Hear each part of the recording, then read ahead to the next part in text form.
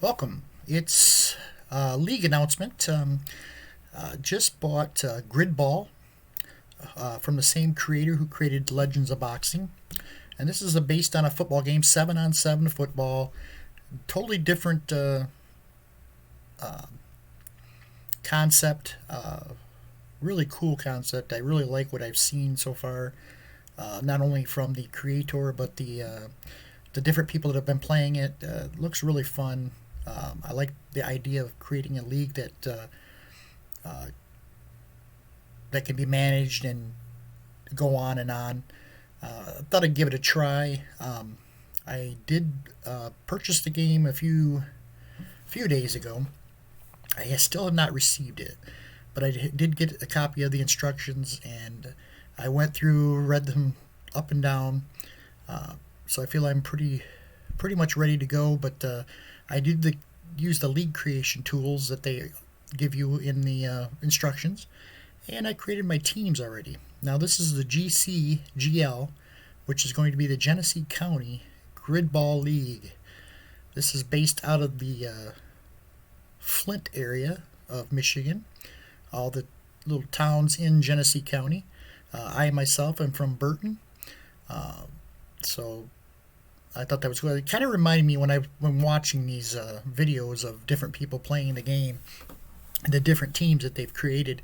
It kind of reminded me of the early days of baseball, where the game just took hold and teams started popping up all over the place. Everybody had a team, and this is what this kind of reminds me of.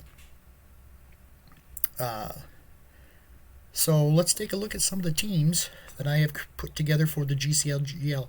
I went a little ambitious. I created 10 teams. So let's take a look. First up, you got the Swartz Creek Scorpions. And my base power factor is 5. And so Swartz Creek is a 6. So they're one of the better power factors in the game. And if you look at their team here, their defensive line is pretty darn good. And their offense is pretty decent.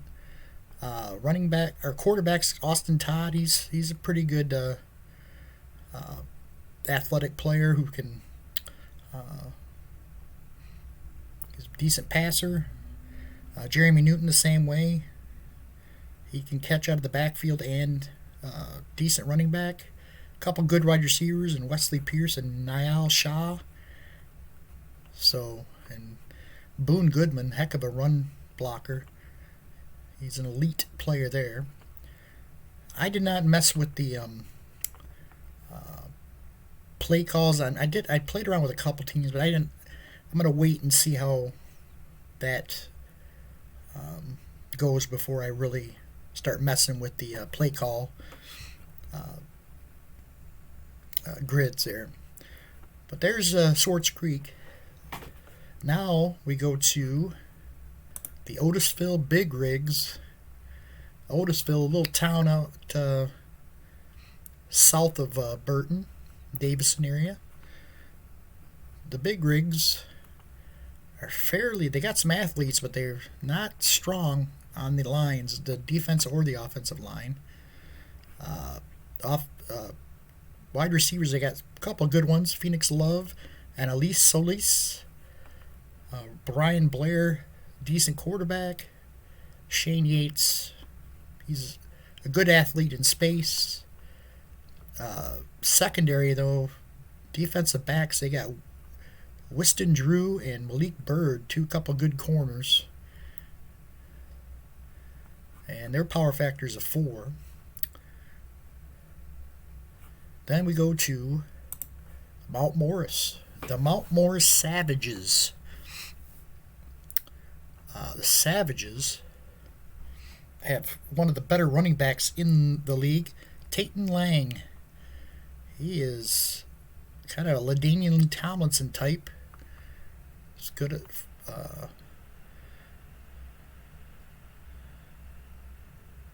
good out of the backfield catching the ball, and he's a great running back. Receiving wise, they got Ronnie Rowland, who's a fantastic wide receiver, good athlete, and then you got Sloan McCoy. Offensive line, they're pretty good pass blocking. Not real great run blocking, so that's going to make Tatum Lang's job a little harder. And a defensive line, they got a couple good corners. Linebackers are pretty decent, but that defensive line is a little weak. Then we go to Montrose, the Montrose Militia. Let's see what they've got. Kyler White, pretty good running back. Really good running back. Receivers, though, they got Lake and Butler. But Bailey Hill is not a fantastic one. Their offensive line is really bad. It's average. Let's just say that. Caleb Green at quarterback. He's pretty good.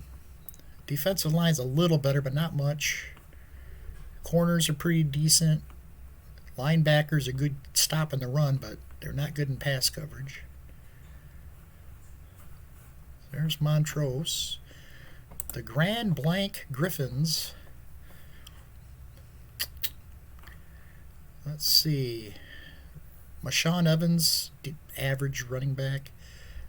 Giles Martin is not a good quarterback. He's got some athleticism, but he's definitely not a great one. He's average at best. Nicky Kidwell and Burke Butler on the outside receivers. Offensive line, they got Trimian Mitchell, who's a pretty darn good offensive lineman, but the rest of them are average. Again, Keandre Rose and Terrell Mark are the corners. Decent run stopping linebackers, and their defensive line's fairly good. So, offense a little iffy, but defense pretty decent. Their power factor is 5. Then we go to Flushing, the Flushing Raptors. The Raptors, I should say, are led by their quarterback, Dillard Myers. He's a good athlete, not a great thrower. He can run the football, though. Riddell Benson, decent running back. Hugo Jimenez and Jackson Lee Boyd are the wide receivers. Offensive line is pretty sharp, pretty solid offensive line. 6'5" and a 4, so that's pretty good. Defensively, they got great pass defense corner in Kevin Doyle. Stanley Reed's on the other end. He's good at supporting the run as far as getting to the running backs. Defensive line is average, I would say. Marcus McDonald's their star. And then linebackers, same thing. Maxwell Fletcher's pretty good, but Zach Fowler, average at best. So I would say they're not one of the better teams in the league, but we'll see how it plays out. Here comes the Flint Six Shooters.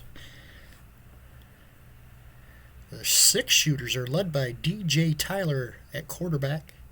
Good athlete. Corin Turner is the running back. He's a decent player. Darrell Bryce and Gil Edgar, a couple really good wideouts. And then the offensive line is not going to help DJ or Corin Turner very much as far as, or at least DJ Taylor passing the ball. They're decent run blocking, but their weakness is the pass blocking. Defensive line's not a whole lot better. It's average. DBs are not good. Killian Herbert, a 103, and Prescott Hall, a 020. And then you got a couple linebackers, 202 and 022. So they're going to have a hard time defensively, but they have a power factor of 6 on this. So we'll see how that works all together. Like I said, I'm not sure how the power factor. I know how you get an extra. You subtract the power factors of each team, and then you take the better of the two rolls when you roll a certain one. So if you have a 6 and a 5, you get one. Anytime a 1 comes up on the yellow dice, you'll get 2 rolls of the why am I drawing a blank? The D, not a D. Is it a D10 or a D12? I can't remember. But anyways, you get 2 rolls of that, and you take the better of the or is it D20? But anyways, you take the better of the 2 rolls, the higher of the 2 rolls, because the higher you roll, the better the outcome more likely will be. So that will help Flint there. Then you go to the Davison Dragons. The Dragons.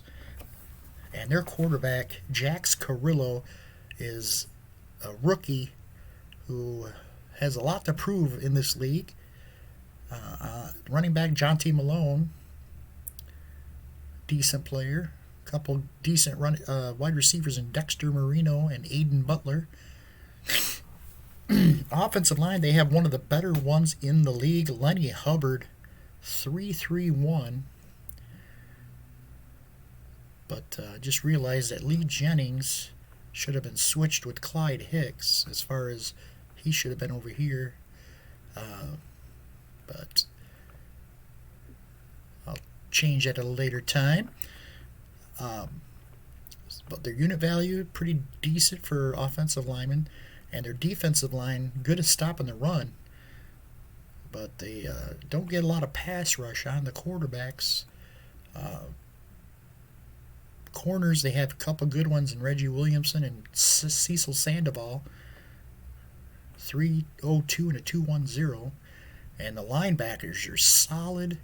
The defensive line's average, but those linebackers are pretty darn good. Both have 2. Duarte Anderson has a 2 against the run, and Nilo Shelton has a 3, so pretty decent. But their power factor is 4, so that hurts their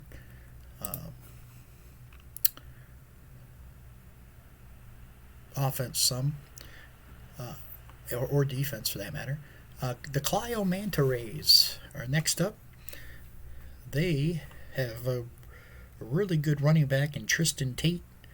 Martin Keller at quarterback is a good athlete, but pretty raw as far as everything else goes. Jamie Rogers and Connor Kelly, couple good wideouts. Offensive lines, pretty good. These guys are a good-looking club. Decent offensive numbers except for maybe Keller. And then their defense is solid. Jamie Millar, this guy is 3-3-1. I had a couple, when I was creating the teams, I had a few 6-6-6 rolls, so you're going to see a few really high-rated players. Harley Johnstone, 2-2-1, and then Seth Paul, a 2-1-2. Good defensive line. Linebackers, look at that, 2-3-0 and 0-2-1 against the run. They are tough. And the corner is probably the weak point on defense, 1-2-2 and a 1-1-0. But Clio, and they're a PF5, so they're a good-looking club. And finally, the hometown team, the Burton Bison. The Bison, led by Terrell Green at quarterback, and their running back, Blaze Valentine, who's more of a better receiver than anything. 2-0-0. Receivers are Tedman Lee and Tevon Campbell.